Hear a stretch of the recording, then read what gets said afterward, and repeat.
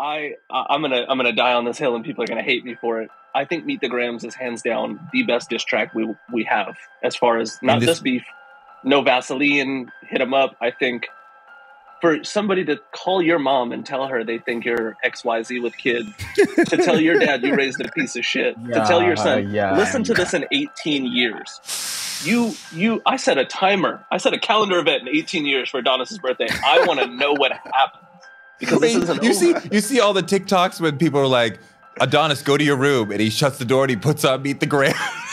Yes. Oh like, my God. Man, whether or not he does have this daughter, you've put seeds in this family. You've talked to his family about the person that they made and told him how to fix it. Take some ayahuasca, strip your ego down if you need it. You know, that was a crazy line. Part of the genius of a great diss track is you get in their ass like right away, right? Like, first off, fuck your bitch and the clique you claim. Like, holy shit, he just punched him in the face. But Dear Adonis does it in 2 words. Like, as soon as he says that, you're like, holy shit, we're in for it. The Toure Show. Okay, though. The Toure Show. Okay, though. That might be the best question I've ever been asked. You're a phenomenal person. I mean, you legendary. I am a fan of you, my brother. I am so captivated by this whole Kendrick and Drake situation. This is one of the biggest moments in hip hop history, and there's so much to unpack. I called 3 people from TikTok who I love, who are doing amazing work deconstructing this battle. So let's get into a very deep, nerdy conversation about the whole Kendrick-Drake battle. It's Toure Show.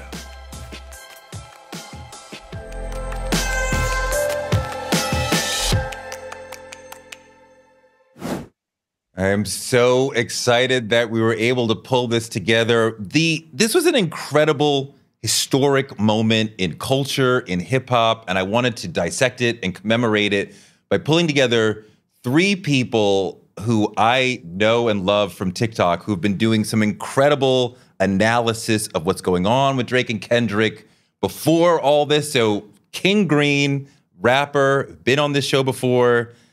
James Francis, young rapper in music school in London. And Drinkable Bryan, amazing content creator you've seen the whiteboard. The brother writes every word of the song out and then deconstructs it.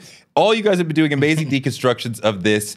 Let's talk about this. First off, this may be the simplest question for this room. We'll start with Green. Who won this battle? K-Dot, yeah. Bryan? Same, Kendrick. James? I mean, you know, I feel like people, unless you are a Drake stan, you're like, yes, Kendrick won, like, duh. Like, there's not much of an argument otherwise. Although their Drakesters are trying to make an argument that, well, actually, we fooled you and you lied on Not Like Us, so you lose. Which I'm like, where does that happen? I've never heard of that before. It's a very interesting argument to have. My issue with that is just about like, if you prove the lie in the argument, then we can have a conversation. But either they're both telling the truth or they're both lying right now. We got no idea. So, all right, if you look at this as one text, one movie, one novel, we could say, okay, this is the central line that defines this conversation, right? And I want to hear what you guys think is that central line. For me, it's in Euphoria when Kendrick says, I'm what the culture is feeling.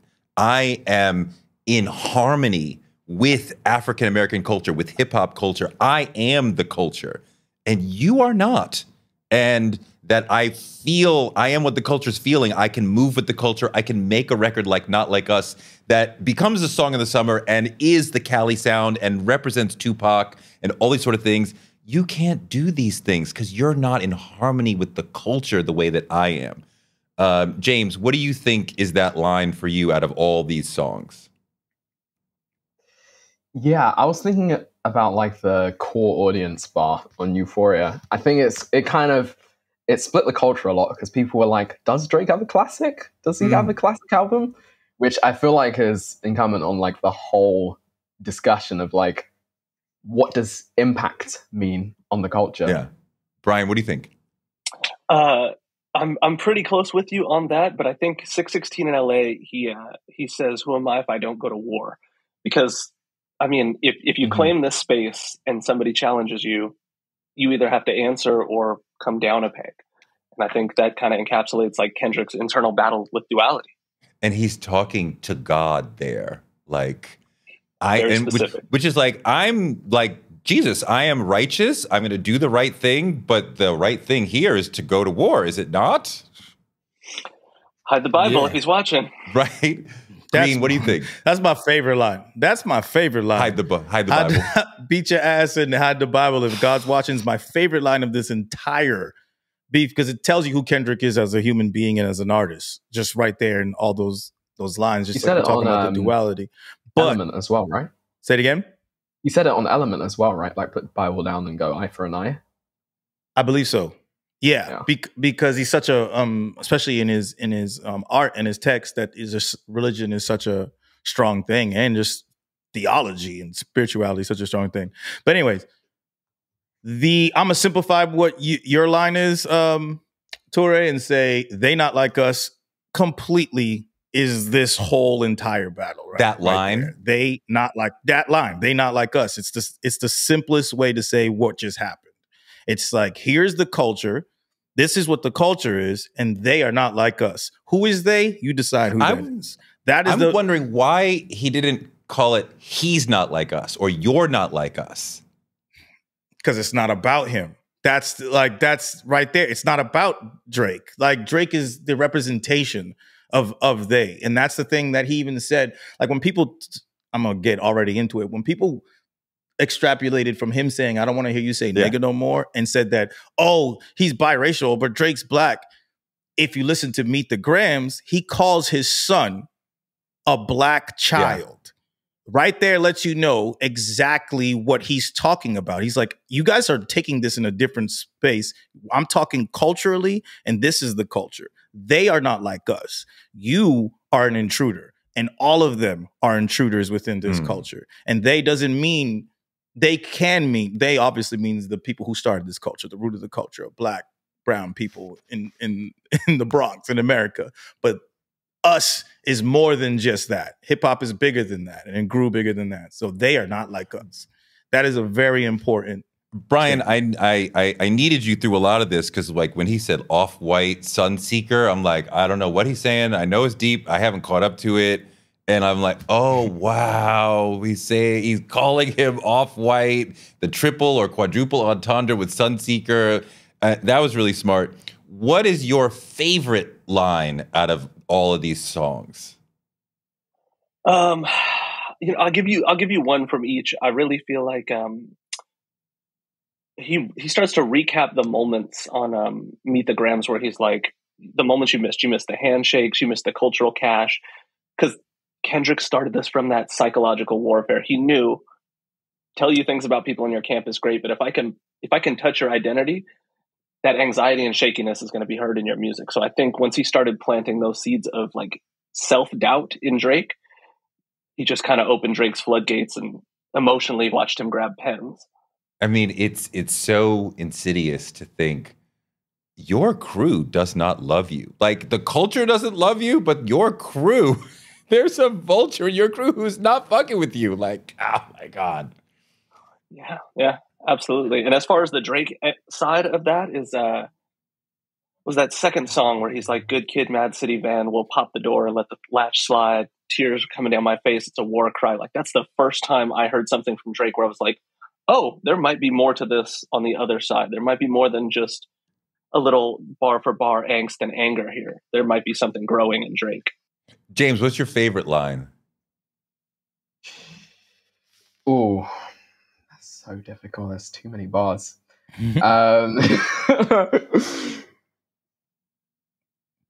Yeah, probably on. Yeah, there's probably on 616 as well. Probably like these images trouble you. Like it's the same thing of like, I think Drake is painting the picture a lot of like, oh, I'm taking this as a joke. I mean, he even says it on Family Matters of like, oh, let me take this seriously, which you see after Family Matters and even on Family Matters, kind of unraveling of like he's trying to front like he's not bothered by it, but he really is. Which is really obvious by like the Heart Part 6 of like him being in his feels despite being like, I'm a war general. It's like, I mean, 616 has this whole sort of outer space, philosophical, poetic, I move with circadian rhythms and I jump from planet to planet. And I'm like, what is, it's beautiful, but like, what is happening? We're not in a battle. We're just in a. I was there with you. I was actually mad at 616. Like that really, because Euphoria to me was like light work as far as the aggression part goes, but I understood it's like a held back situation, which most people after hearing Push-Ups is not, Pusha T didn't go light after someone brought up his wife. So that was interesting to me that it was so light. And then 616, I'm like, seriously, Kendrick? I don't need a soliloquy right now. Like, what's going on? Like, is this a sonnet, my guy? And then I completely retracted that statement. 26 hours later, I was like, Kendrick, you didn't have to do that. I am sorry I asked for more. I didn't need all of that.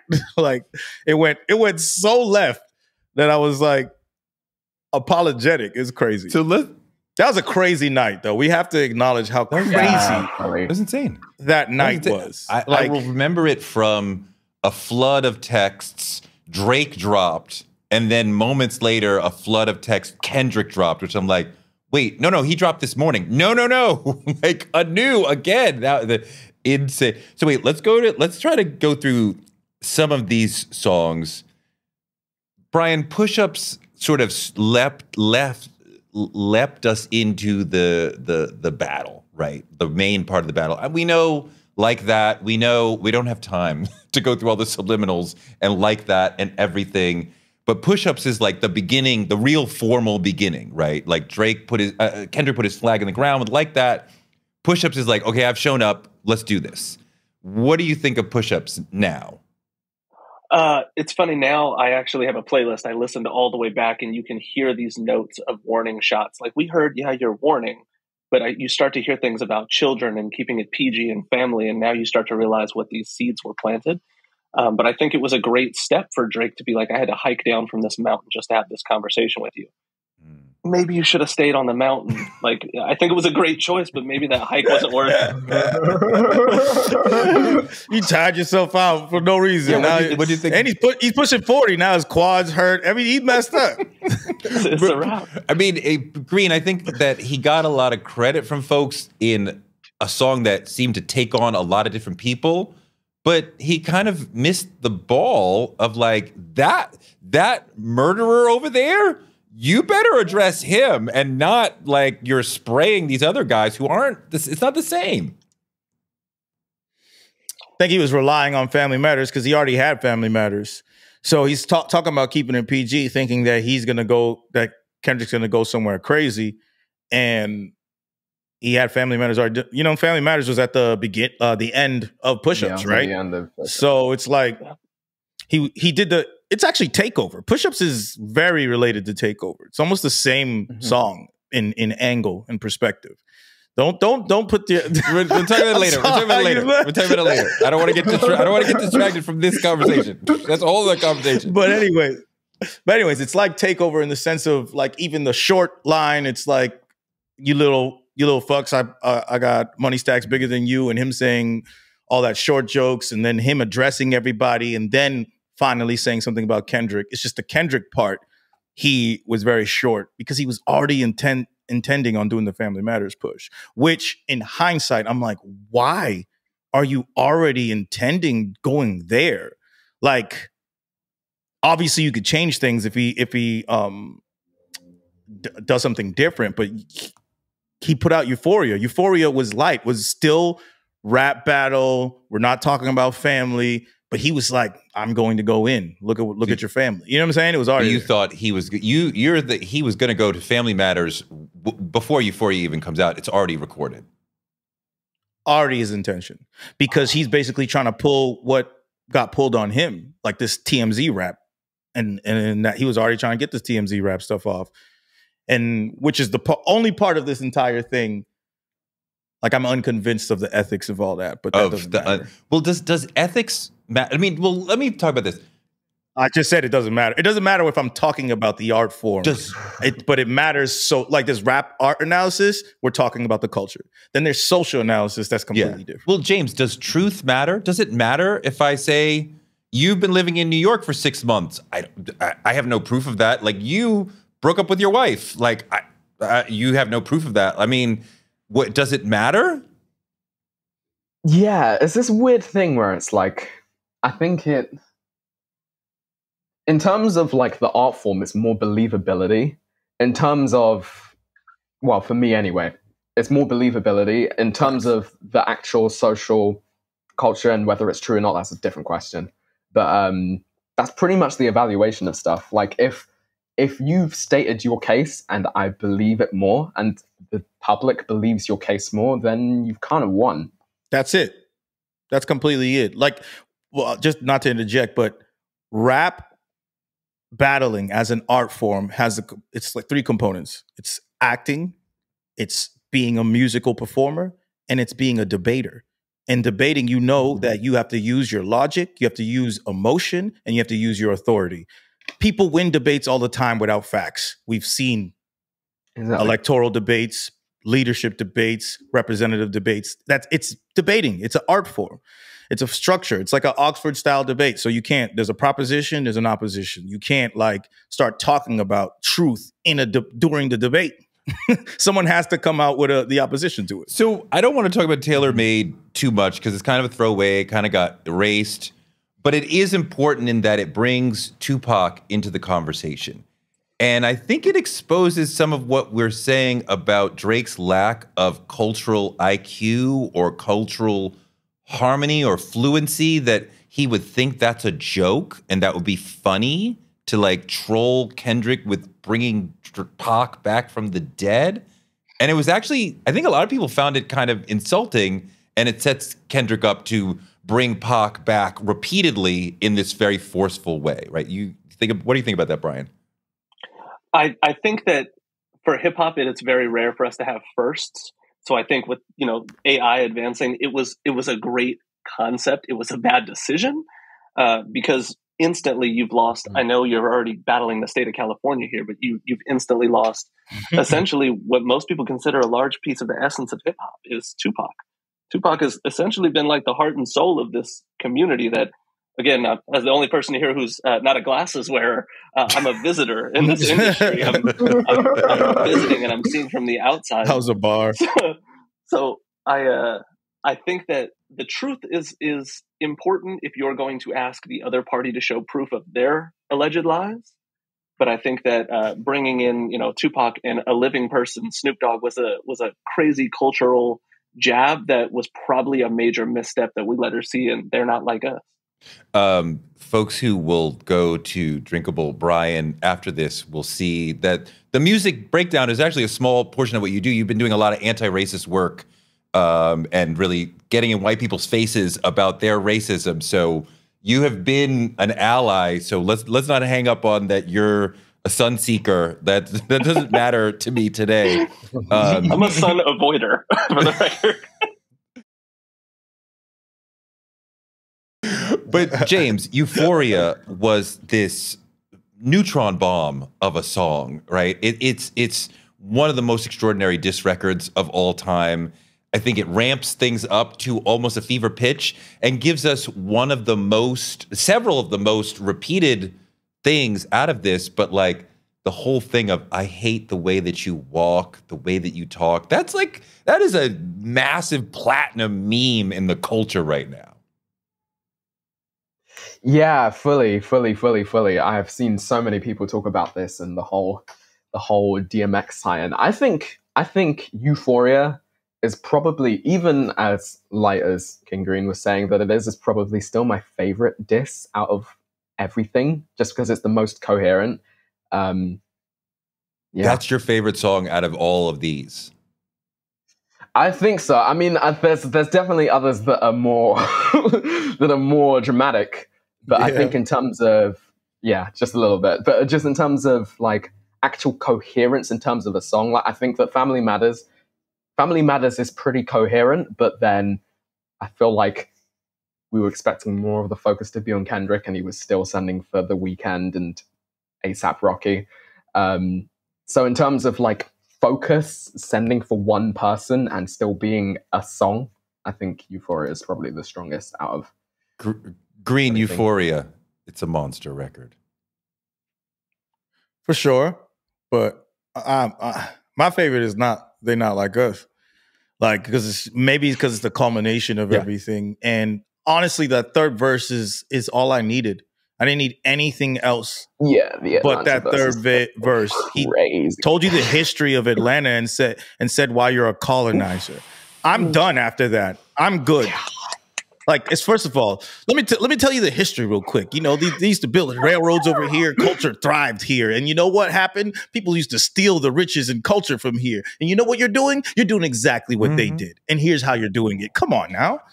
That's me. That is the setup, punchline, knock them out. I'm good. I love that third verse of Not Like Us. But the end of the second verse, when he starts talking about Pac, and he starts yelling like a brimstone preacher, freaky ass niggas need to stay their ass inside. 69 God. I'm like, oh my God, like the energy on that goes so high. So hard. That's just hard. That's just Kendrick's ability to use his tone and voice. It's crazy. He finishes that bit with "We Outside," which if you're not a longtime hip hop listener, that might not mean anything to you. But that means I am fearless. I am not afraid. You want to attack me? I'm outside. I'm in front. I envision you. I'm in front of the building. If you want to come see me, I'm right at the corner of Myrtle and whatever. Like, come get at me. Like, what's up? Yep. Like, I'm outside. I'm not hiding. We outside. It's the hardest call to arms. I'm right here. You know what I'm saying? For the culture. It's just the most swag out of the entire battle. Is just everything. That's why it's the #1 song in the world right now. But there's so much in Euphoria, and I notice, like Friday, like TikTok is a great way to notice culture and how it's developing. From Friday to Sunday, it was only Black people and people who really deeply care about hip hop who were talking about these records. On Monday and Tuesday and Wednesday, you started to see a bunch of white people who do not traditionally care about hip hop talking about these records. That is not an entirely it's not entirely horrible. It gives you a way to look at culture.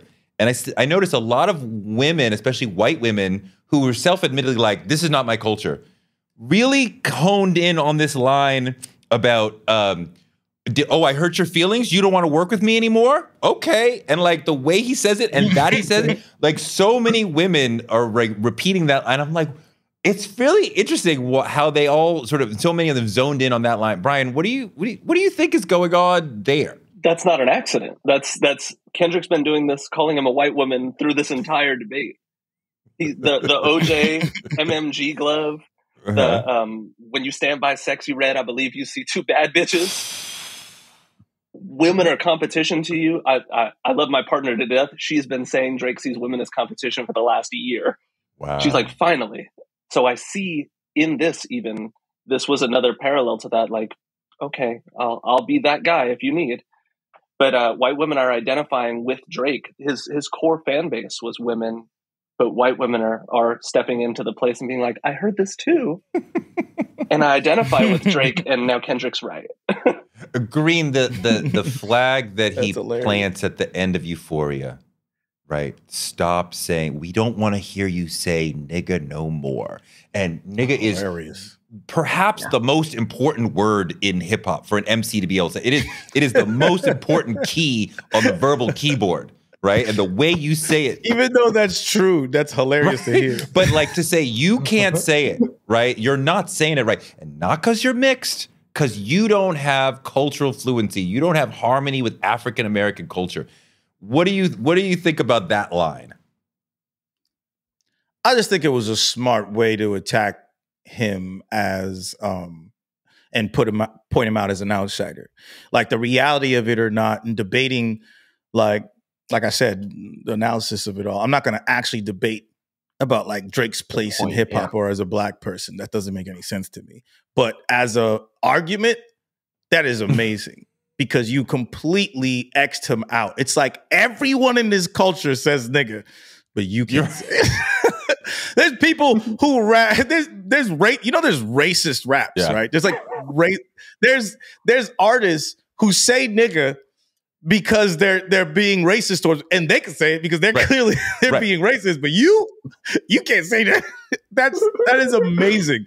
That is an amazing way to disrespect somebody like that and kind of call them a culture vulture. James, what did you make of that and the way the conversation around that kind of bloomed over time? Because at first I think a lot of people were offended of like, well, you don't say that about J.Cole. You don't say that about Barack Obama. Why are you dissing him for being mixed? That's not his fault. And I think over time, let's say more smarter people came in and were like, he's not talking about him being mixed. He's talking about your cultural competency, your relationship to, and I had several conversations with very intelligent people where I had to unpack Black and African American are not the same thing. And a lot of people were like not even fully realizing that. They're like, well, he's from Canada. It's right over the border. No, it's different. Go ahead, James. Yeah, no, I had a conversation with King Green on the morning of both of Drake and Kendrick dropping. And yeah, we literally both said exactly this, that like, I think even on Family Matters, when Drake is trying to make the point of like, oh, our kids should go and play together, I feel like was case in point in Drake missing the point of like, I don't know whether it was him missing the point or trying to spin the narrative of like, oh, Kendrick's a hypocrite. I think it was more him missing the point of like Kendrick saying, you don't understand the culture fundamentally, basically. Yeah. So 6'6". And then he proves it. Drake proves that he doesn't understand the culture so many times over, and it's like, let's talk about it. When he talks about you're trying to rap, like you're rapping like you're trying to free the slaves. Trying to free the slaves. Yes, how about we do that? That was the biggest mistake of that whole. I mean, one of the biggest mistakes of that whole. What else? That was crazy. What else? Rapping like you try to free the slaves. What was the other? Also just the display of the chains of him having like Pharrell's chains and stuff like that. Like he did something when he just bought them. Right. Like, what are you? That's not how that works, bro. Like, you just bought his chain and rings. Look what I got. That's not how that works. You know, we're talking about this beef, but there's a paper trail of this with Drake. If you look at Whips and Chains Like American Slaves, and that's another step outside of that conversation where it's like, how many times have you said this on records prior to this that's upset Kendrick that he's like, okay, let me put that in the notebook. And I think that parallels what we're hearing here in the beef. To tag, one more. The mother I sober line is a song that's about generational Black trauma that he couldn't really grasp. Yo, his inability to read the song and understand what it's really about is a literal representation of what Kendrick is talking about. You listen to hip hop and you don't get it. It wasn't me. I told my mother, no, nothing happened to me. And she didn't believe me. Yeah. And you didn't get it. It's not even in the subtext of the song. It's literally, Wait, I want to tag one thing that Green said that I used to talk about a lot with Karis. One, that part of the thing with your chain is that you had either community respect or enough toughness to keep it. So I could move through the Bronx, Brooklyn, Harlem, whatever, LA, and I keep this chain. No one takes it from me. And there's many stories of rappers getting their chains taken. And that was devastating at a certain point in history. But like that you purchased it is not really the point. That you can keep it is the point. Yeah, that purchasing thing was crazy. I was looking at that like, So wait, you purchased a bunch of jewelry? So Green, is your general feeling on 616 that he should have kept that? Hindsight, in strategic battle sense, hindsight, I'm like, oh, everything Kendrick did made sense. If I'm looking at it from, because he won, so I have to look at it that way. From a music listener and my taste level and my respect for his pen and what he's capable of, I'm like, you could have kept that. Like, I didn't need it, but I get why he did. It's like he was doing everything that Drake did to him. He was going to do. It's like, oh, you're going to do that? I'm going to do that times 2. Brian, you love that song, Brian? Yeah. I'm not in love with it, but I understand that it's a piece of a puzzle that we're now putting together, like community-wise. If you listen to the prior song, back to back, I like that record. Let's get back to that for the record. Yeah. I think Kendrick, with specifically this song, was going to go back to back to back, and we're going to see another hip hop first, because he released Meet the Grams, 616 in LA came right away. Yeah. And I think we were going to get They Not Like Us immediately, but I think Drake Panic dropped that Buried Alive Instagram song. So I think that Euphoria is a piece of that puzzle, the same way the instrumental is Drake's uncle is playing the guitar, or his god uncle, I believe, is. Yeah, I think it's a piece of that puzzle. It wasn't the greatest. It was just another brush stroke in a painting for us. James, I like 616. It's getting beat up in this conversation. Yeah, no, I do like 616. I think it was, for me, it was more just hearing Kendrick rap normally, like back in just a hip hop bag, because we've not heard him like that since probably before Mr. Morale. So it was kind of refreshing to hear. I mean, in terms of an actual diss record, I was kind of like, this is very, especially the fact he posted it on Instagram, I was like, this is very clearly a placeholder for whatever he's got over the horizon. I do like Kendrick sort of gazing up at the stars and like, I am an ethereal being, but it's not necessarily. So, but Family Matters. So now we're getting to the heart of the matter, right? Friday night, Family Matters comes out. This is easily Drake's best song in all of this. Brian, is it an effective salvo after? I mean, I guess he's really fighting off Euphoria, right? At this point, right? 616 was in our short-term memory because it just came out, but like he's really got to respond to Euphoria. Did he do good? I feel like his second verse on there might be the most like Drake's rent was due for that second verse. There's never been a harder Drake running full speed for us. But I think, had Kendrick not dropped Meet the Grams immediately following it, people would have had to take a step back and go, whoa, maybe Drake is on a closer level to Kendrick than we thought.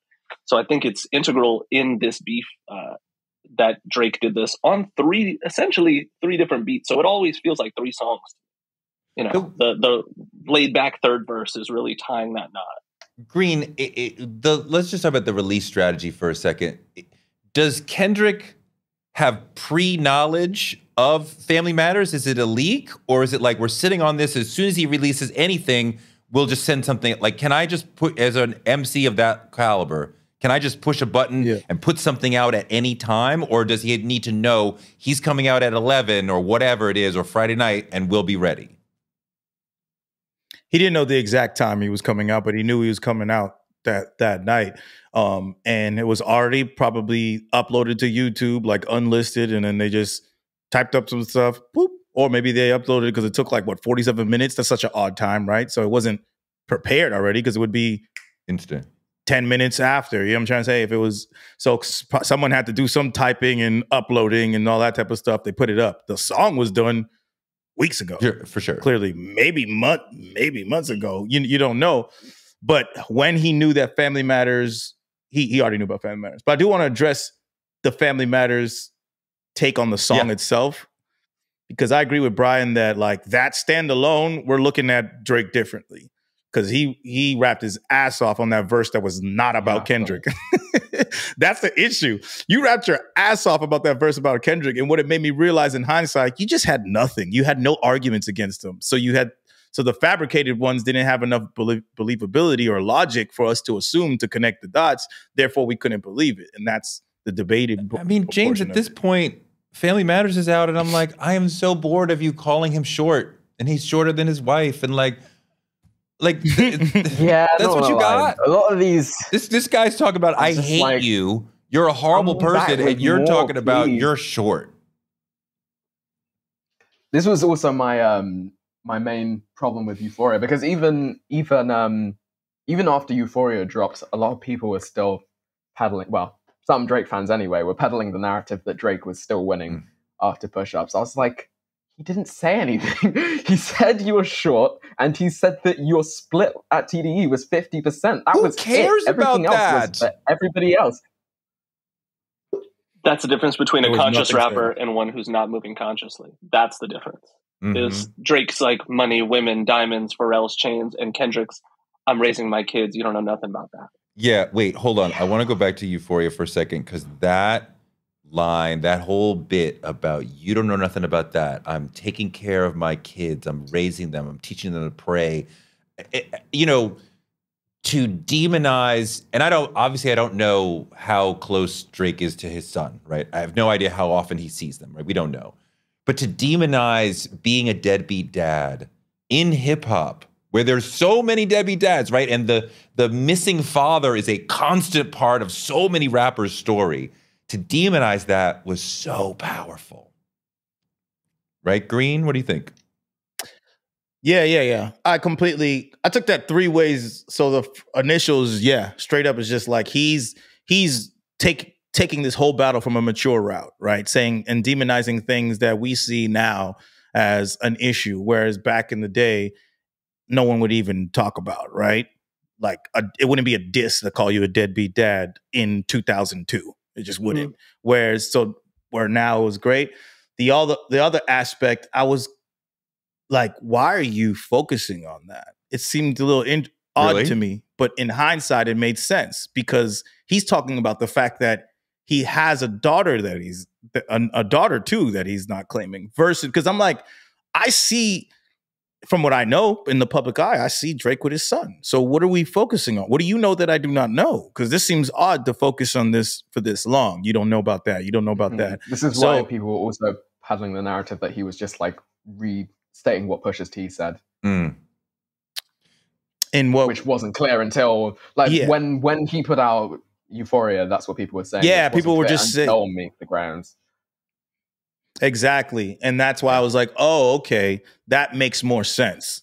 You know, because demonizing is cool, but it seemed like odd to kind of just shoot a shot. I mean, I don't know if you guys have kids, you know, my kids, I couldn't imagine a day not being around them, right? Like if they lived somewhere else, even if it was close to me, like that would kill me. And to have him go just so deep, because it's different than Pusha T. Pusha T is saying, it's a battle thing. You are hiding a child. Kendrick is talking about, I am raising a human being to be a good person in this world. And you are a playboy running around to Turks and Caicos with girls, not ever able to even create a relationship to where you would be raising a human being. And you're not raising the human beings that you've made. Like, and that is the central thing that we do in society of like raising the next generation, and you are failing at that. Like this is not everything. Rap is not everything to me. Like my kids are everything to me. Brian, that line before that is exactly that. Is you went out here and rap is your whole life.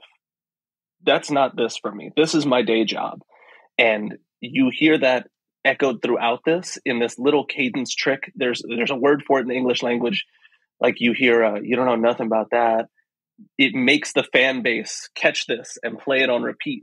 While you're telling me, sure, somebody's done XYZ with my partner. These aren't my children. You're not going to parent-teacher conferences. Like you're missing the important part of life. And I am not. So whether you win this or not, whether you're a great rapper with money, my kids and yours will see this at the end of the day. And he tricks those phrases just like you have in the very end of, you know, this beef, that cadence of the song that is #1 in the world right now. He's getting you to repeat the hurtful lines by making them pivotal. You can't say this certain word anymore is in a cadence to make the world say this cadence over and over to you, Drake. If probably I'm not going to say it, it'll echo. Probably A minor, like... It's so many pieces of this are designed for the rest of the world to take care of this argument for me. Yeah. 100%. Yeah. Like they're motifs and they're anaphoras. They're all there to kind of like stick and emphasize. So we spent half the day unpacking 616, and then we watch the video and listen to Family Matters, and we're like, oh, okay, Drake is in the fight. And then late Friday night comes Meet the Grams, which if Jordan Peele could rap, this would be a Jordan Peele song, right? This is so, I think I turned it off like 5 times as I'm working through it, because I'm like, holy shit, he's rapping to his son. Like if some man I don't like started talking to my son, I'd be like, oh my God, I'm going to kill you. And he says so many nice things. You're a good person, unlike your dad. You know, don't code switch. Be a real person. Go to the gym. Don't take Ozempic. So when he's saying sweet things to Adonis, it's like the monster is like petting the child. Like, it's going to be fine. As soon as your dad gets here, we're going to chop him into pieces. But you're going to be... James, what did you think of Meet the Grams? Yeah, my jaw was on the floor for the whole however long that track is. I was just like, what am I hearing? There is not a bar on that song where it's just not, there's no bar left to spare. Every single thing I'm just like, that's insane. I can't Since Dear Adonis, like it was like, I was done. I was like, I don't know. It's done. What do you say? Like, This is why I was like, he shouldn't respond. How can you actually respond to someone starting their diss track off with your kid's name? Like, and it was a forced intervention in musical form. Like it, Dennis, you raised a horrible person. We're beyond. I'm a better rapper than you. You are a horrible human being, and you should be in prison with Harvey Weinstein. Like. That's crazy. It was hard to actually like I almost wanted to. I was like, oh God, I should decode this and break this down like online and stuff. I was like, no, I don't. I don't want to do that. I have no interest in decoding these bars at all. It's pretty straightforward, and I'm emotional right now. I don't want to talk about this. I don't think there's really any of the double and triple entendres and Kendrick isms that we normally get. It's pretty straightforward. Very much so. It's very straightforward. Very straightforward. Brian, it's just narrative. There any replay value? Because I play Euphoria on my workout playlist. Of course, not like the other day I went to the gym. I listened to Not Like Us for an hour and a half, the whole workout, like just over, like same. Right this morning, right. But Meet the Grams. I need to be in the right headspace to go back to that. So I'm gonna die on this hill, and people are gonna hate me for it. I think Meet the Grams is hands down the best diss track we have as far as not this beef, no Vaseline, hit him up. I think for somebody to call your mom and tell her they think you're XYZ with kids, to tell your dad you raised a piece of shit, to tell your son, listen to this in 18 years. I set a timer. I set a calendar event in 18 years for Adonis's birthday. I want to know what happens because this isn't over. You see all the TikToks when people are like, Adonis, go to your room, and he shuts the door and he puts on Meet the Grams. Yes. Oh like, my God. Man, whether or not he does have this daughter, you've put seeds in this family. You've talked to his family about the person that they made and told him how to fix it. Take some ayahuasca, strip your ego down if you need it. You know, that was a crazy line. Part of the genius of a great diss track is you get in their ass like right away, right? Like, first off, fuck your bitch and the clique you claim. Like, holy shit, he just punched him in the face. But Dear Adonis does it in 2 words. Like, as soon as he says that, you're like, holy shit, we're in for it. Green, what do you think about the point of best diss track of all time?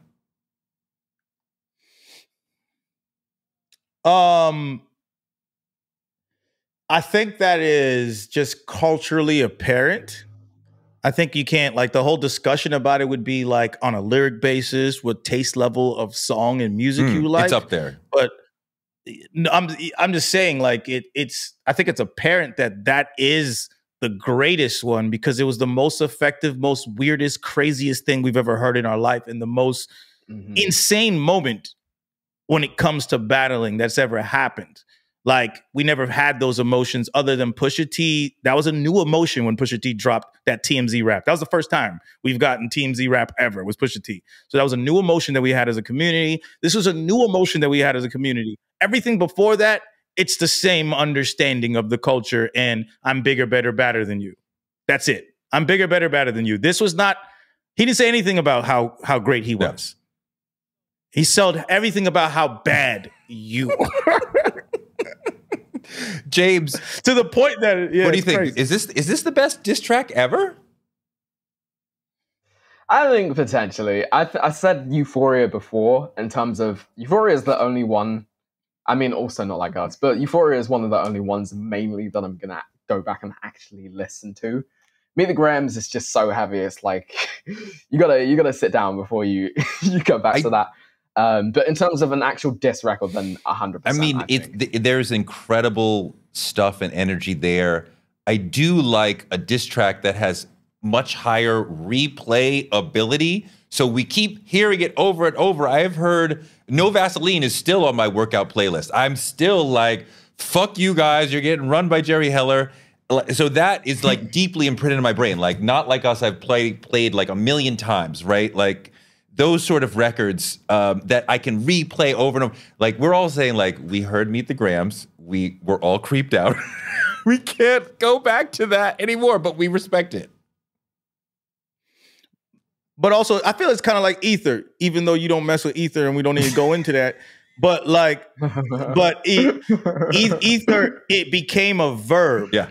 Ether's not something that I go listen to ever until the battle. It became a verb. Yeah. It's culturally the most significant thing when it comes to battling because you ether somebody, just like someone is a stan. Stan is not something I listen to all the time, but it's one of the most cultural present things in hip hop is stan, right? So I think Meet the Grahams is that. So if Meet the Grahams is, this great but creepy record. Jesus Christ. Very. Not very like creepy. Us.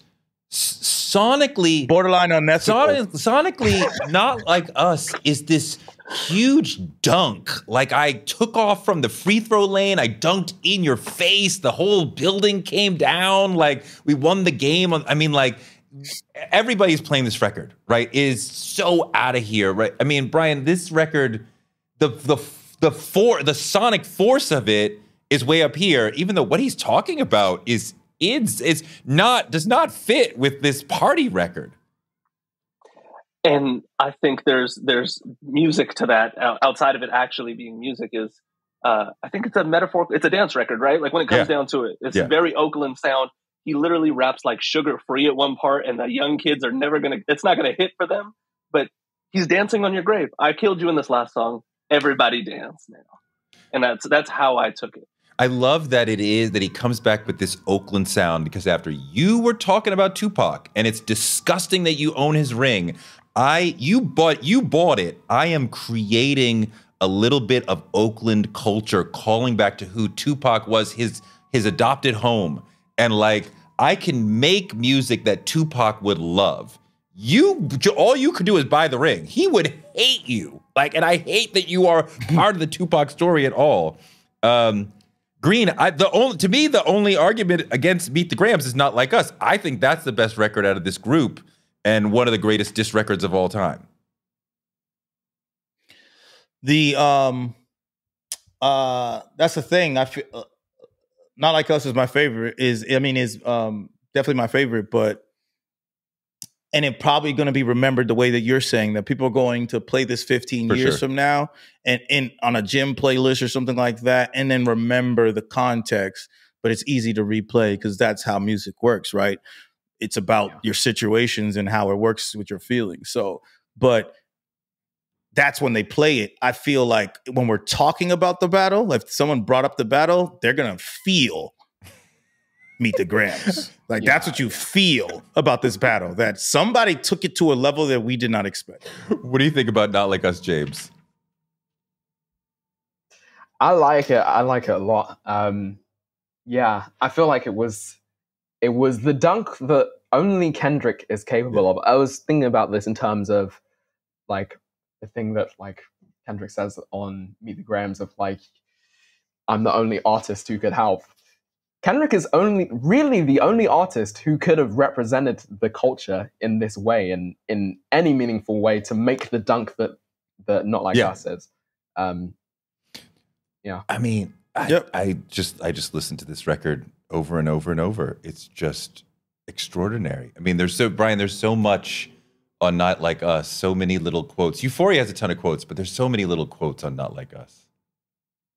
Certified lover boy, certified pedophile is my favorite bar.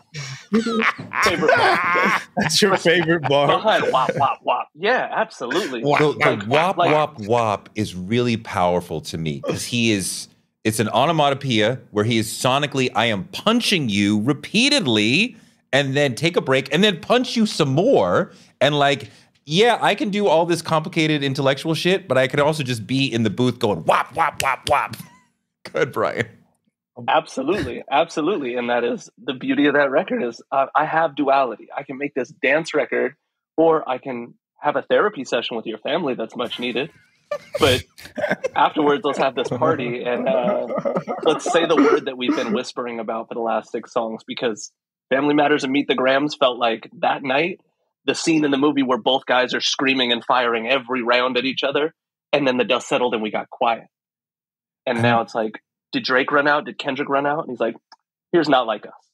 I mean, when I think about the harmony with the culture that Kendrick is talking about that I have and you don't, and it is performed in I Can Make a Song That Everybody Would Like. And Drake has spent his whole career making songs that everybody like. Even people who don't like Drake, there's a bunch of Drake songs that they like. Kendrick out-catchied him over and over and over, and this is the song that is the most catchy out of all these. And when we started this, James, if I had said Kendrick will make catchier songs than Drake out of this, you'd be like, no, that will definitely not happen. No way. Yeah, fully. I think Not Like Us, like I said, no one was expecting that dunk, but I think only Kendrick could have been capable of it, of being vicious enough. And that's what I was also talking to King Green about, of like, Kendrick throughout this has been incredibly calculated. Like nobody else could have been capable of any of that. Any of it. Also having the cultural currency to be able to do it, because exactly. That's actually, I think, the most important part in this, and that's even what Kendrick's saying. It's like we can't lie about it. We're gonna let Kendrick slide with more things. We're gonna give him the benefit of doubt. We're going to look at his things from a cultural perspective first, because he's swimming in $1 billion worth of currency. You know what I'm saying? Cultural currency. Yeah. Whereas Drake had that currency and now he does not. And that is the big "they not like us" statement, the whole statement that Kendrick's bringing. Green, I think that there is some sonic similarity between Meet the Grams and Not Like Us, even though one record is basically a ballad and the other record is this high energy. But there's this eerie chord, I feel like, that is also, do you hear what I'm hearing? Can you articulate that way better? It's a weird sample on Not Like Us. I thought it sampled ether, like the strings. Does it? I thought that's what I've seen people saying this. But I don't know if it actually does. I didn't check the samples. But the dun, dun, dun, it's like it's an old soul sample sped up. And it's like, it could be in the same key as Meet the Grams, but it does feel horror movie like when you speed up that soul sample with those strings that they used to use, because they used to use like the same string companies and that would do stuff for movies. So when you hear it on there, it kind of feels so like. The Hard Part 6 Sunday Night's record. Everybody agree this is the worst record of the whole thing, right? My man said, "Oh Lord," right? Oh Lord. The Hot Bar 6, my head was in my hands the whole thing. My daughter showed me, somebody had commented, "We know Drake wrote it because it's terrible." The ghostwriters were out. We're done. Crazy. We can't keep.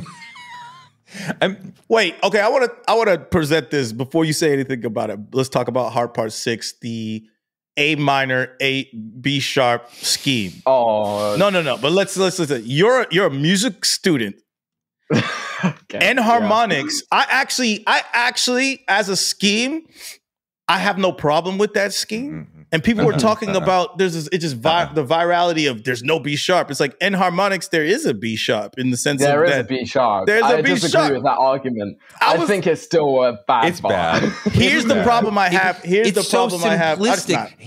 What he does with A minor is complex and it's a triple entendre. What he does with B sharp and what is it? Going to go D flat, and it's like you missed the joke. B flat, D major. I think also it didn't help he was playing on the defensive and making like the equivalent A minor jokes. Like they're just not going to hit the same as Kendrick being on the offensive, making that's the problem. The argument's the problem, but the actual writing is my issue. Whereas though, because he's just using a pun, and there was double entendres within that. I'm just talking about the actual writing, the complexity of it, and then. But with the Joel Hale Osteen thing, we just let Kendrick slide with that bullshit. No. You said it right. You said Joel Hale Osteen, right? Which a lot of the if you look at it on Genius and other places, it just says Joel Osteen, right? So they are missing. Yeah. Kendrick is not making mistakes. He is if he's making mistakes, I did not say it's unintentional. I think that scheme is trash. I think the scheme is trash. The AI scheme to bring it's just trash. And then you guys are going ham on my man doing the A minor scheme. And I'm like, they're the same. I'm talking about in writing that take the same brain power. So you're going to tell me, and you have to make the same leap just because you threw in Joel Hale Osteen. So let me make all the connections through that leap. I'm like, that's not smart. It's just what it is. It's not. Okay, wait. No. It's not that it's not smart. It's not potent. Let's do one other thing here with the Hard Part 69 or whatever he called it. Does anybody believe that Drake incepted Kendrick to think that he has a daughter and got him to say something that is not true? Does anybody believe that? No. That girl has Drake face. I mean, just the notion that we knew that you were trying to get information from the OVO team, so we had somebody be a double agent and tell you false information. I mean, it doesn't make any sense. It doesn't make any sense. It's hard for me to even speak about something like that. It seems crazy for me to have an opinion on whether what these rappers are saying is true or not. It sounds crazy. Yeah. It sounds insane. Like what are we talking about? I just go back, like if you go from one argument to another argument, it doesn't make sense because you would have provided evidence to support your argument. I mean, and you didn't. Drake could easily provide evidence that look, we tricked him and he fell for it. Right now, the Drizzlers are like, well, Kendrick doesn't have any evidence. The Drizzler. Kendrick doesn't have evidence of him having a daughter, which is true. But you said I did X. You should be able to prove that you did X. Right? That is not the same. Yes. Not quite the same. But we're in a weird space in this conversation of this battle of like. He's saying, one is saying, this is true, I have no proof. The other is saying, that's not true, I tricked you into saying that. I have no proof. So now, what are we supposed to do? I think this is the same concept that we're seeing on the opposite end with bringing Whitney into things, which I'm majorly not a fan for. If you're in a relationship, you understand. Yeah, I was going to make this point in my video of like, it's the same thing of like, people are like a lot of Drake fans are being like, "Oh, what about Kendrick?" I'm like, "What about the only proof we have is Drake saying it. There is no receipts after that." Kendrick doesn't play defense, and Drake is a I don't know what word we want to use to describe him. If Drake had proof, it would have been on his Instagram. This is the first time we ever seen Instagram for Drake with limited comments. I don't know if you've checked the page. Only time ever. Yeah, so Drake's the type to put it on his Instagram story, and if there was proof, he'd have been like, "Ha, you look stupid." We didn't see that from Drake. The whole thing I said about logic, it has to be logical. You have to present rationale for your contentions, right? You can't. We could rationally say, if he said this thing about your you lied about this one time. Oh, so you could lie about it again. Oh, you are present all your money and how much important that is. You have a money problem.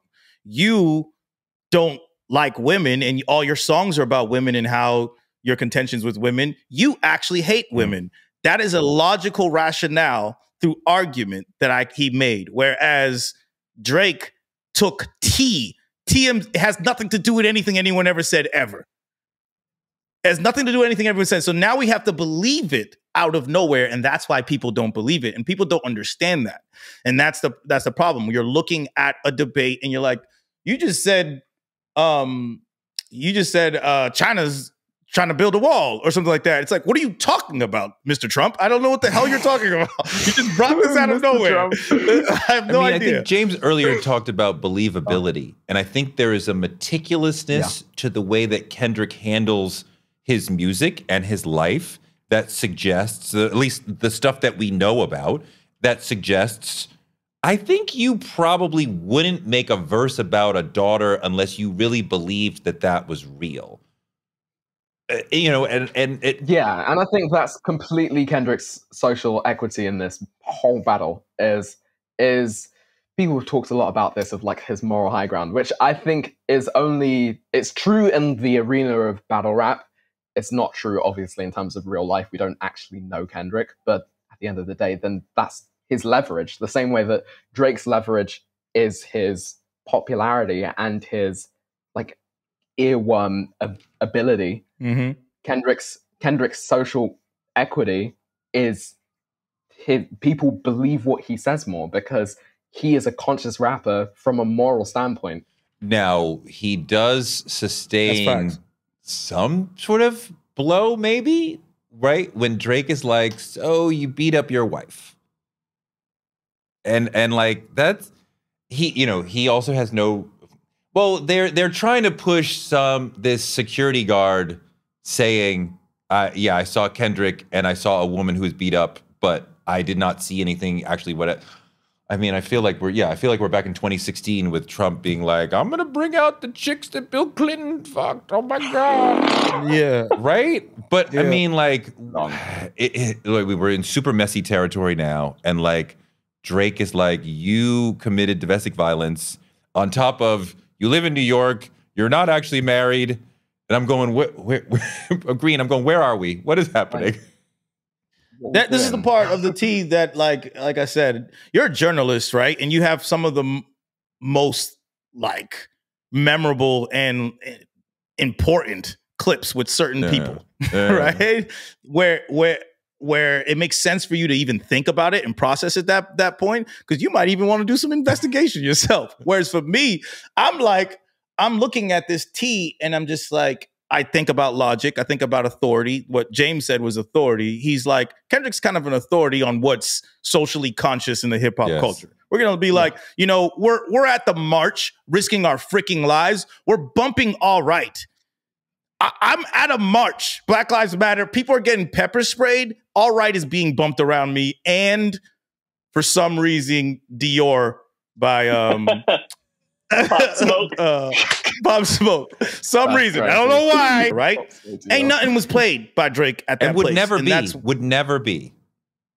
Right? Even if he tried to make a political record, like it would just never happen. And I made a point in a video I made today, placing a song, being able to have your song played at a BLM rally, and that giving, emotional sustenance to people who are out there, speaking back to George Floyd and all these, that is way more important than getting records played in the club. Yes. Especially culturally. culturally alone, like it's great. You have lots of streams, you have lots of money. What after that? What else do you have? Is this your whole life? Yeah. What now? Yeah. What now? You have great yes men. That's about it left. I mean, Green, do you say to yourself, okay, Drake needs new friends because a lot of shit came out of the studio that somebody should have said, nah, dude, that line is not it. You don't say the slave line. Don't say we tricked you into thinking I have a dog. Don't, like, somebody, there should be somebody who can say, nah, dude, that's not it. Somebody. There needs to be an editor. Like, he needs to fire the editor. There needs to be an editor, and that's the whole situation. And someone that's like really understanding the culture, because a lot of those lines are just so off base, and especially in rebuttal to what's being said. Yes, with somebody else that might work. Even the free the slaves line, like you've heard comedians say that to other black people. Mm-hmm. They weren't looked at that way because they had cultural currency, right? You understood where they're coming from. You didn't understand why that was off thing. Let's go back to the text. We Cry Together is a song that is addressing DV and how complicated that could actually be too. Like, we don't know what happens in people's homes and in their lives, and that idea and concept. So someone could be like, oh, you're using that to bring that to light and say that's actually a truth, right? The way that he used it wasn't effective, even though there was logical reasons to kind of point at it. And I think that's where he should have focused more on those things and assassinate him as a character, because that's not a bad thing to go after if you've already got that information from Kendrick. And himself. I mean, yeah, going through all these Kendrick records, you start in your mind, or maybe in reality, like Bryan does, you have these like boards of like, so this relates to this, that, and like, oh, remember the beginning of Euphoria when he said, I know what you're going to do. You're going to fabricate family stories because you listen to Mr. Morale. Listen to Mr. Morale. So I pre-saw what you were going to do, which makes you look stupid and predictable. Calculated that you're not as calculated. Bryan, what do you think? There's just so many pieces to that, because exactly like you said, he was setting traps and giving warning shots that the public didn't know about. Euphoria released on that girl's birthday, on her 12th birthday. Enjoy that callback on Meet the Grams. On the daughter's? On Drake's mystery daughter's birthday. Wait, how do you? Is this a proven thing? How do you know about a birthday? What? So he references things you should be doing, singing poetry with her on her 11th birthday. Like, it's really specific. That girl's Instagram was very private, with happy birthday pictures with mom. Look at the dates. Her Instagram's since gone private, but even that, he's like, Kendrick had released this specifically. There was a large gap between what was Drake's. Can't you not be on Instagram if you're below 13 years old? Because that stops it. Right. Yeah.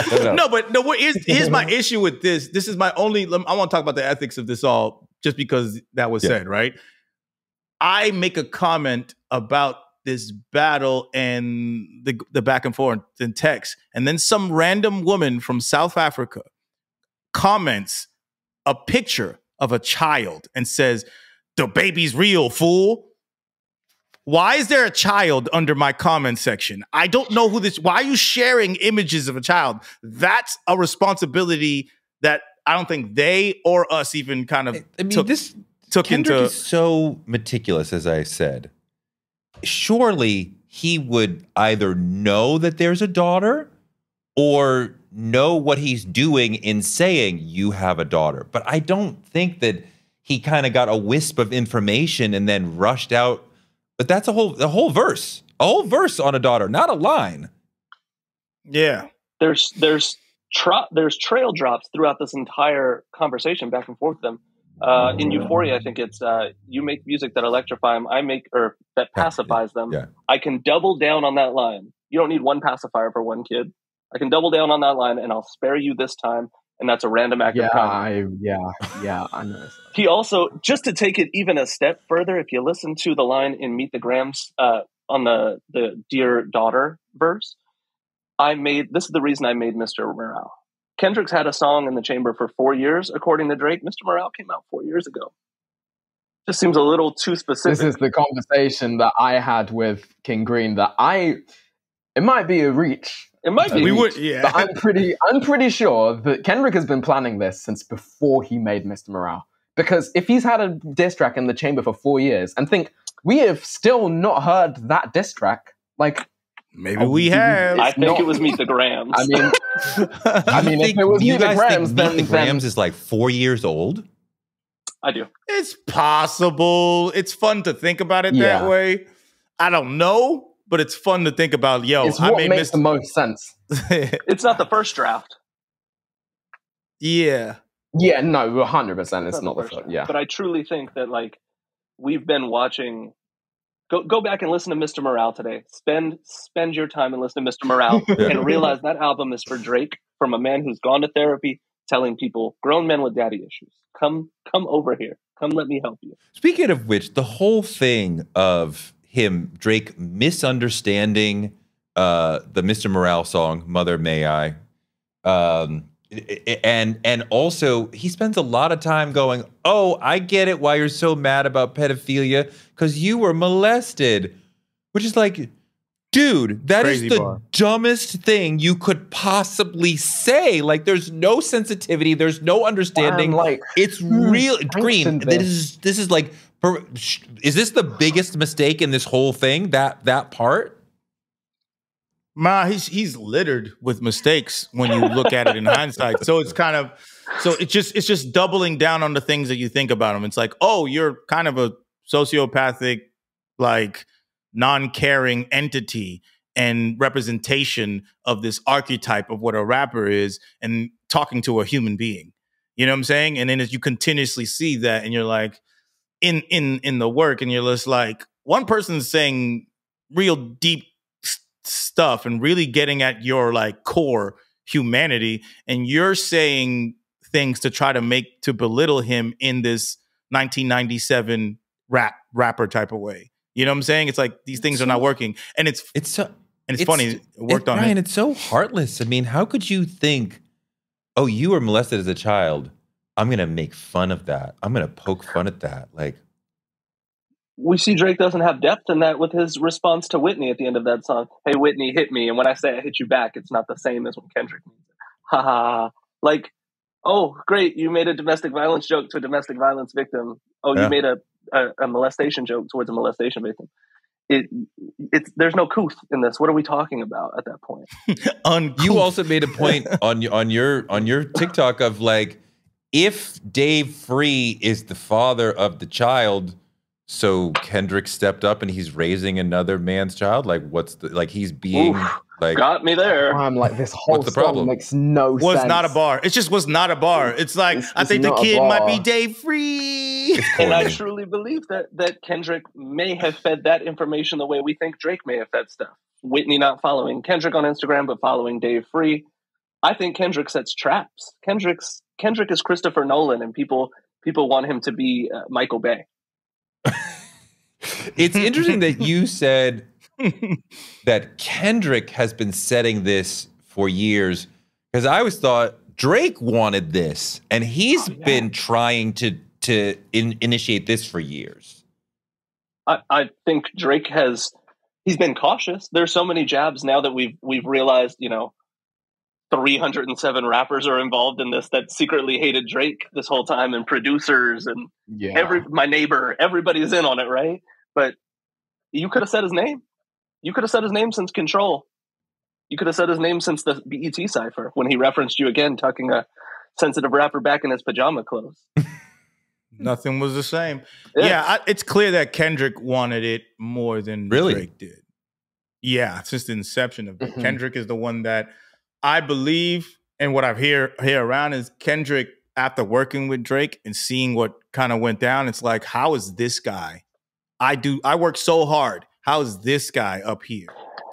And I think that was like, I have to like be the best me as I can be and take a little shots to show you who that is. And then after he baited him, then he came in and destroyed him. And that's why we heard Snoop Dogg on that entire, Tailor Made record. Because there's an old line from Kendrick about the Drake conversation in the very beginning on Control. I'm the only person next to Snoop that can push the button. Well, we pushed the button because you used Snoop as well. You tried to take away the other person from the West Coast, and now Kendrick is the West Coast. James, one thing that I feel has gotten lost in this. This is not just Drake v. Kendrick, right? Like, he want to say 20 v1, whatever. If there's a ton of people who are mad, who know you, who are mad at you, it might be you. And people are like, oh, he's Thanos taking on all the industry. No, like, everybody who knows him and works with him is like, fuck that guy.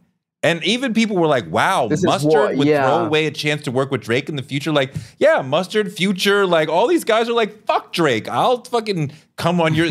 And if everybody hates you, there must be something wrong with you, right? This is what I mean, Mustard already responded on Twitter. He was like, I choose the West Coast every time. And then the whole logic of the whole Pluto thing of Drake being like, oh, it made me sick to my stomach that me and Future are falling out. I'm like, well, Future also has his own agency. Like, this whole painting that is like, oh, Metro pulled you into it. It's like, he could have done what he wanted. I think you just pissed off people and it's all caught up to you. Like, it just doesn't make sense otherwise. Green, how is it that everybody hates this guy? Like, all these major industry folks, producers, rappers. There's actually talk that the executives are on that too. I think anything that any male in these positions fight over, it's status, money, and women. So I think these things are things that Drake is trying to monopolize on. This seems more than that. This seems more personal than that. It seems, and that, like, different people. Trust me, it's those three things. A combination of those three things. But go ahead, say what it seems. No, like. I mean, it seems like there's different things, right? Metro is saying, you know, if I said it, we'd both sound crazy, so I'm not gonna say it, but you know what it is. Yeah, but you know, that sounds crazy for Metro, by the way. But different guys are saying, I have a different problem with you. It's a lot. It's something's wrong with you if that many people are mad at you for different things. If one kid fails the test, it's that kid. If the whole class fails, it's the teacher. Okay. Yeah. So yeah, it's him. I agree that from a social standpoint, if I look at hundreds of rappers in people in your community, just let me look at it from the outside.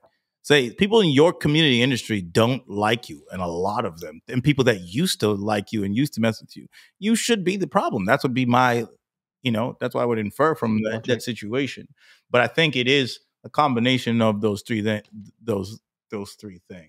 Other than, which I think that's all people really be beefing at. When I say status, that could be like not only your position in the game, but position in culture, right? If I'm mad at your position in culture, even though that could be a valid argument, like why are you here? You know what I'm saying? That could be a status thing. And then there's a money thing about the type of deals that you get or opportunities you might get because of your position. I don't want to reduce the position of all these wealthy guys, I think, because it's almost all guys except for Megan, right? To jealousy. Because two and a half of those things are really... I don't think those things are jealous. I don't think those things are status jealousy. And if you steal someone's money, is that jealousy? You wanted their money. No, I'm saying I'm not jealous of you if you stole my money and I'm mad at you. That's what I'm saying. I didn't say that there's a reason. And I'm not mad. It's not jealousy if I'm a famous basketball player that we all know and you try to get at my wife and my wife told me you tried to get at her on the low. That's not jealousy. I can't trust you, and we don't trust you. We still don't trust you. We don't trust you. So yeah, it's not just because it may deal with those things doesn't mean that it's a jealous. If this was a script, right? We started off with a rap battle, and then it devolved into something much darker and pricklier. Where we're all like, "Oh, this is getting weird," even though Not Like Us is amazing. But then the Heart Part 6 and Meet the Grams are very weird, and like. The screenwriter would be like, how do we get him out of the theater like happy? Because we don't want you to go home unhappy. Like we gotta leave. Oh, BBL Drizzy. Like, and this is the final note that like makes everybody happy, and it's like everybody gets a chance to dunk on Drake, and it's this fun, upbeat, silly record. This thing in a battle of things that have never happened before. We end with a thing that has never happened before. A producer enters the chat with a distrumental. Distrumental. Wow. Make some drums. Make some drums. He made them drums. Drake's best line out of this was Metro make some drums, right? And that reverberated very badly for him. Oh, completely with this BBL Drizzy thing. It's funny too. It's like the things that we like kind of like community culturally people are talking about Drake or saying that he's negative or he's not aware of. We're okay with telling him about it. Like we're telling him he's BBL Drizzy and everyone's okay with that. And I think that's hilarious. It's like, and that's so catchy. James, don't you want a Metro beat? Why don't you jump on BBL Drizzy? You could win that. Oh my! All my comments were like drop a verse. I was like, I'm not doing this. I'm not doing this, man. I can't do it. Don't let him bait you into that. Why not? Why not? I genuinely thought about it, but I was just like, I really did, but I was just like, it's not worth it. You don't want to diss Drake. You don't want to be part of the mess. Like what? Why not? It's not because I don't want to diss Drake. I did. I mean, King Green already knows, but I did. I did a parody diss like 3 weeks ago before this all escalated to a different level. Yeah. I feel like now it's also partly because people view me somewhat as being like part of analysis now.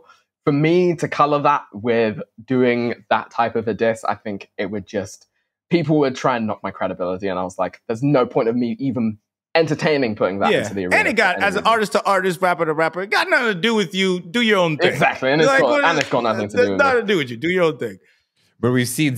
You want to make a dance to it, that's the brother who did the plastic surgery rap, I know we've all seen this. Oh, I think that was the best one I've seen. I haven't seen this. Oh, it's on my page. I'll send it to you. It was a BBL Drizzy verse. And on TikTok. Yeah, though you like, no, I didn't know you had so many kids. It's nice to meet the Grams. I got to check that out. Yeah, I'm going to need that as well. Oh, you haven't seen that? Oh, it's so dope. It's so dope. He's in a lab coat with a hat, and he's like, "Oh, you're here. You need some Botox too." And like, but all in right. You heard it, James, right? It's smooth as hell. Yeah. So, oh my God, what? Green, now that we've walked through all these pieces, what is the overall? Now that song's in my head. It's like BBL. Oh my God, it's the catchy. Wait, Green, can you explain why that song is so fucking catchy? BBL. It's the melody. And it's because you're saying the same thing over and over again, and then you hit up the next octave. BBL Drizzy. It's like. You can't, but it's in the beat too. It's super catchy beat. That's so funny. Oh, beat's catchy as hell, and just the way that he flipped it with the drums puts it in a whole different other space. I don't know. Is it AI? I don't know. Is that AI or someone actually made that? Because it seems like AI. The sample is AI, and then I think he stemmed it down. Because someone said something like, "Oh, it's not AI. This guy makes remixes," and I was like, "This sounds like an AI track." It was an 80s track that really, I was like, yeah. So, Green, give me an overall thought about where we are and what this has done to the culture. Electrified it. Yeah. It electrified the culture. Everybody had to talk about it. It showed you that actual culture matters more than formula and algorithm. That's human impact is what matters. And that's what I took from this, where some people were criticizing this whole battle and all that. And it's like, we could criticize this culture and genre a million times over from the beginning to end if we want to. But we're talking about humanity. You know what I'm saying? And that's what I kind of took from it all. Right. And good. Culture matters. And that's what beat Drake.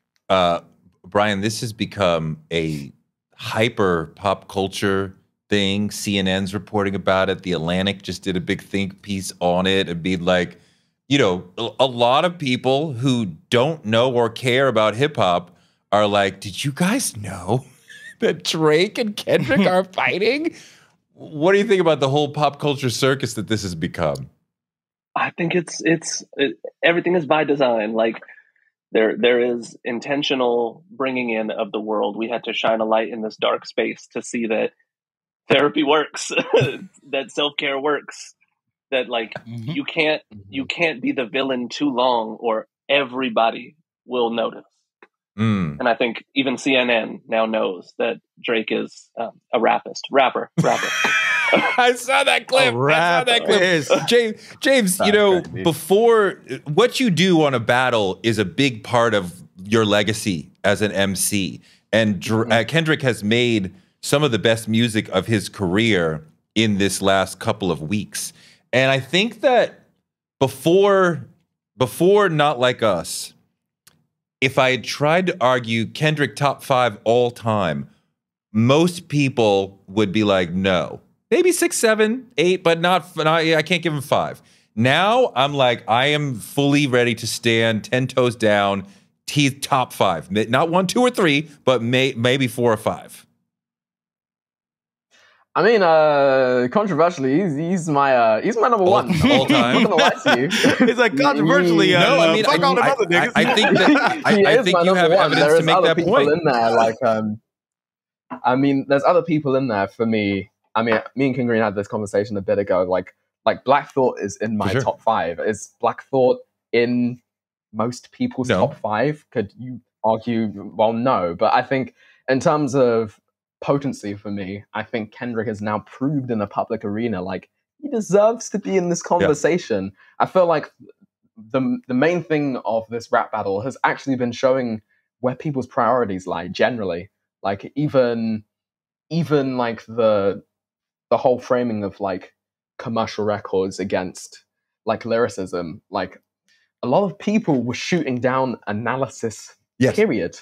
Like not even I mean even of Drake as well. People were shooting down analysis period, and I was like, so you just want music with no depth whatsoever, surface reading. I'm just like, how does that reflect on our culture? Brian made this point maybe because a lot of Drake people are like, you're reading too deeply into these records. And I think that there is some internalized racism to when I say, look at this triple entendre from this black rapper, and you go, no, that can't be. Like, the black rapper can't have been that intelligent to have come up with a triple entendre. Like, you're just making this up. And I'm like, what do you, like, it's been, like, we just laid it out for you. Like, it's clear. And they're like, no, I refuse to believe it. It's both, well, from as far as I'm concerned, it's both racist and classist. Like, of basically people being like, oh, you're not capable of that because... And the other thing is this whole thing of, like, academia being a white concept. Like, I think this is the other thing, like, people being like, oh, analyzing things is like the whitewashing of... I'm just like, what are you talking about? Yeah, that's something that me and James definitely have saw and we've talked about. And it's funny, like, everyone became a rap analysis during this time. Like we all are breaking down lyrics. It's a beautiful thing. I was like, I literally don't think I made a video about actually breaking down lyrics. It was more so about culturally or just how the battle's going because people were doing it already. So it was like, it was fun for that, even though they didn't do it at the level of like how they're using the words. But I agree with him in so much about like, there's anti-blackness in even black culture, whereas like I'm having comments where people are like, it was a video about Lil Wayne that I did in breaking down his bars. It's like you're using the white man's I forgot what he said. It was so stupid. he's like, oh yeah, this is a white man's breaking down of hip hop. I'm saying like you're not even understanding how you're being anti-black to your own culture and yourself by saying that. They're saying that you are incapable or we are incapable of analyzing art. And then no one ever analyzed art until white people came around. Are you crazy? Like what? This is our art. This is what people used to sit there and talk about art and what we did in drum circles and in just any type of cultural space. There's a place where we actually analyze what we did. Brian, I also get from some Drake fans this notion of complexity does not make something better.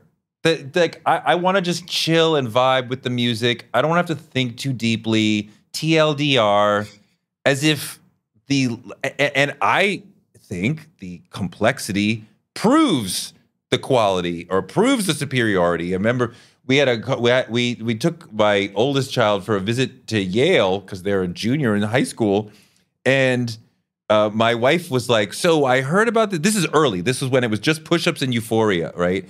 And she's like, "I heard about this, but I haven't plugged into it. Like, can you explain it to me?"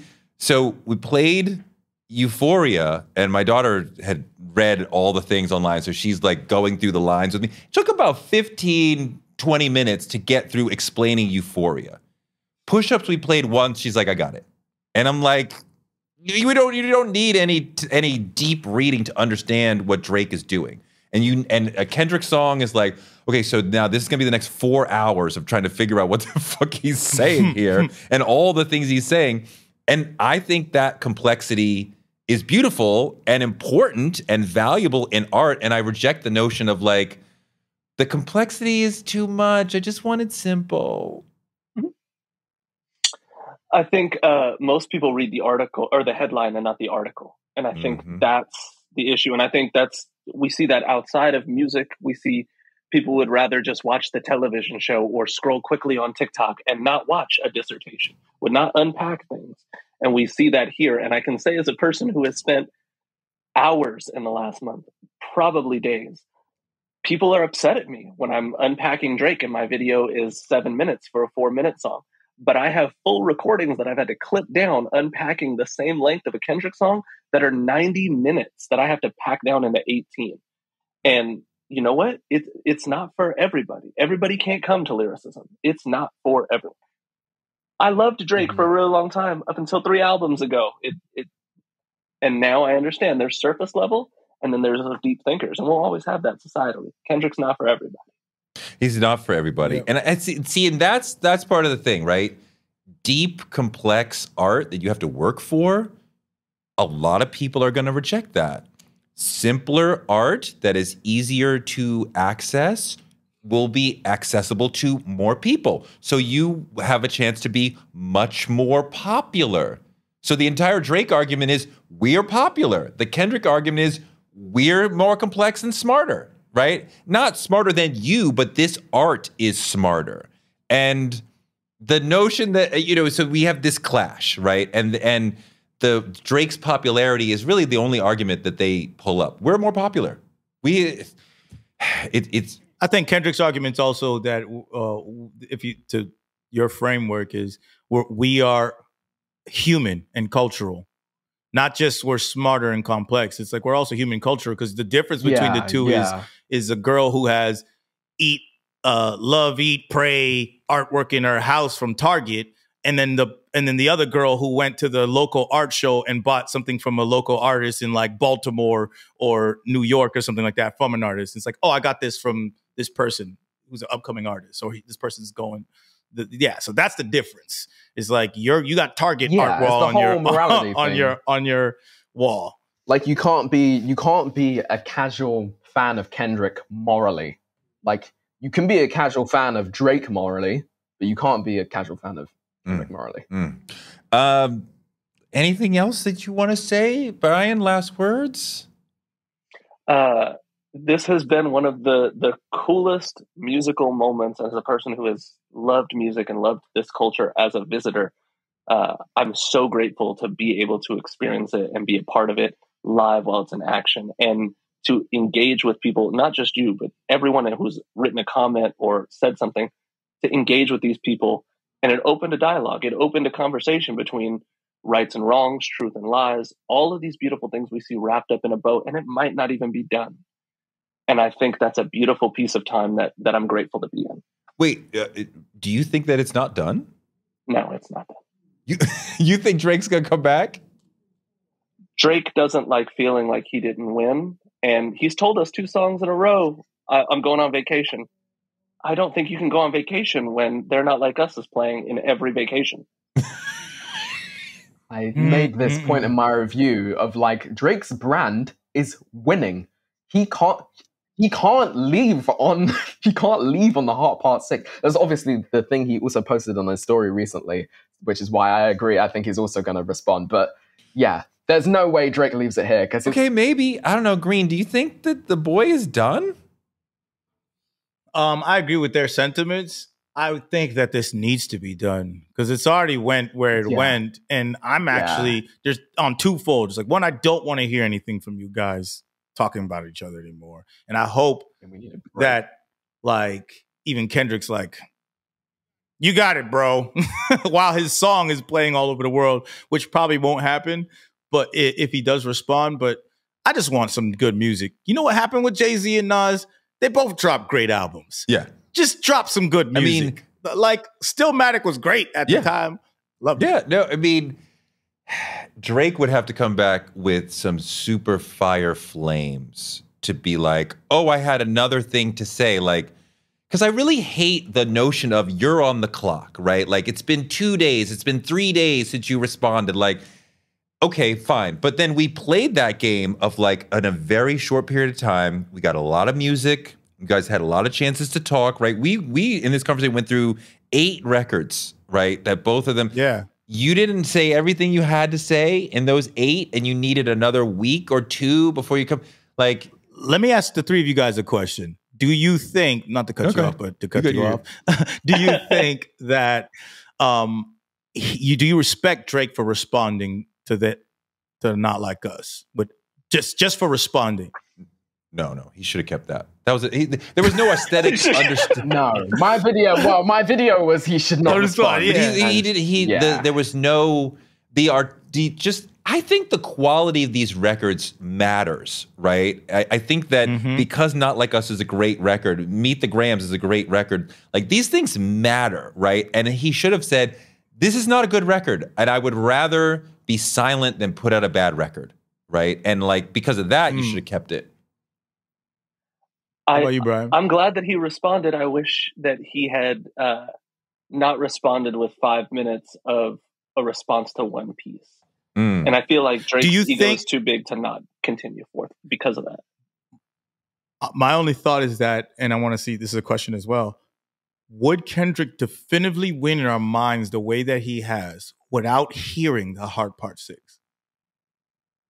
Oh, yeah. Well, for sure. Yeah. I feel like it's so definitive because of the Heart Part 6. I think it's definitive because of Not Like Us. That is the slam dunk. But you don't know what Drake is going to say if you don't hear anything. You see what I'm trying to say? Like, if he's waiting, if Drake's waiting right now, we're still thinking Drake's coming. We're thinking he's coming Friday, tomorrow. I see okay. You see what I'm saying? Yeah, if we hear They Not Like Us, he just stepped on Drake's moment. If Not Like Us had come and gone like some of the other records in this, then yes. But to have Not Like Us drop like a cultural neutron bomb and everybody is playing that, and we have like videos of little kids saying, can you play the OV Ho song again? Like, that's crazy. Right? When little kids and grandmothers, and you see like church groups that are like, how can we flip Not Like Us to fit in our church choir thing? And when Budden said, when the HBCUs come back, oh my God. Oh, forget it. Like all the tubas and the trombones are Not Like Us. Oh, forget about it. Let me rescue this from the King Green show for 1 second. All right. We became the King Green show. What do we say? And I'll let you do this first, Green. What do we say to Questlove, who said, nobody won, hip hop lost, hip hop is dead? I feel like I should go last because I'm gonna go on a rant. But the hip hop is not dead. That's just an incorrect statement. It's hyperbolic. And why did you say that is my first reaction, because hip hop is truly dead is what he said, the sentence.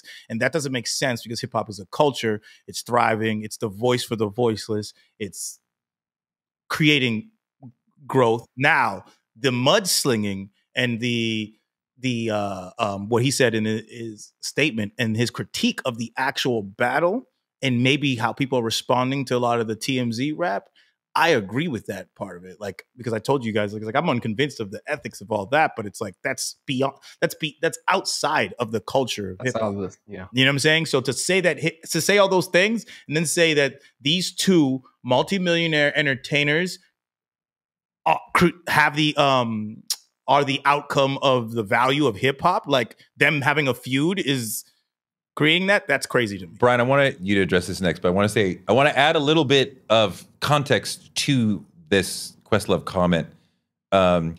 Questlove's the Roots' manager, the late Rich Nichols, who was like a father figure to them, was constantly saying hip hop is dead. And what he was talking about is the countercultural energy that we saw in the 80s and some in the 90s, and then fading away as it became more commercial, and it became not a subculture, but the culture. That is what he was saying when he said hip hop is dead, right? The original thing that we fell in love with in the 80s, that does not exist anymore. So Quest is taking up that mantle that Rich talked about a lot. I find it hard to ride with him on it. Like, you know, certain Gen Xers are like, look, Lil Uzi Vert's the ruination of hip hop. I'm like, I don't want to go down that road with you guys, right? But when you have this extraordinary moment in hip hop, a lot of great records, a lot of great work. I don't even care about the white people who were not in the culture being brought in. The people who love this culture were hyper entertained and hyper had our amygdalas going crazy trying to figure out what's he saying in Euphoria, what's he saying in Not Like Us, what's he doing in Meet the Grams. I have loved this period as a hip hop fan. So the notion that hip hop is dead and this is a lose for hip hop, I'm like, Quest, what are you talking about? Brian, what do you think? I think it's probably hard because there's a direct pipeline that Questlove, is a piece of. We wouldn't have this if we hadn't filtered through Questlove. And I think he's as right as he is wrong. I think it's evolution, and it's not dispelling or disparaging this beautiful thing that is hip hop. Because let's be honest, people say horrific things in rap every day, and we don't get it because we're not the coworkers of each other. We're not catching these verses and tags to each other consistently. So I don't think it's dead. I think it absolutely still has a heartbeat, and this you can see echoing throughout all these other tiny beeps popping up, other little states of chaos, if you will. So I don't think it's dead, but I see why he would probably feel hurt, because we've devolved to talking to people's children and bringing up, your wife was hit XYZ. It's no longer I slept with your partner. It's now your child is in danger. James, I don't want to give the last word to a black man from another country, but here we are. But what do you think about what Questlove said? Is hip hop dead? Where are we? Yeah, I disagree. Actually, I actually made a instrumental before Metro did, which Questlove saw and left a comment on, because he posted the original BBL Drizzy thing, as in another page posted it, but he reposted it on his thing.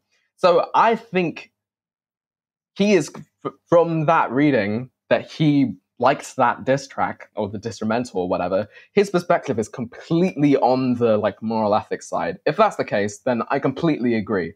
I don't think that, personally, that Questlove believes that hip hop as a concept is actually dead, because then why would you be still involved in the conversation if you truly believe that? Because by that point, the conversation had devolved to whatever level of mudslinging he was talking about. But yeah, in terms of, I'm a young artist as well. I do not believe that hip hop is dead. There are so many new artists. Hip hop is alive and well.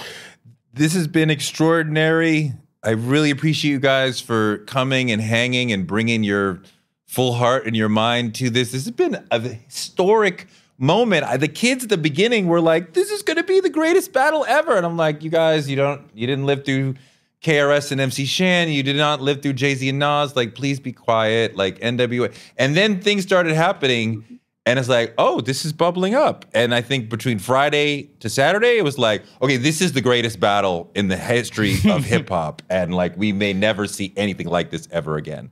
Ever again. So I'm glad we were able to come together, break this down. Thank you so much, James, Brian, and King Green. Love you guys. Thank you so much. Yeah, man. Thank you for having us. Beautiful. Yeah. Hey, if you like what you saw today, be sure to check out more Touré Show content right here. Don't forget to click that subscribe button for more Touré Show content every week.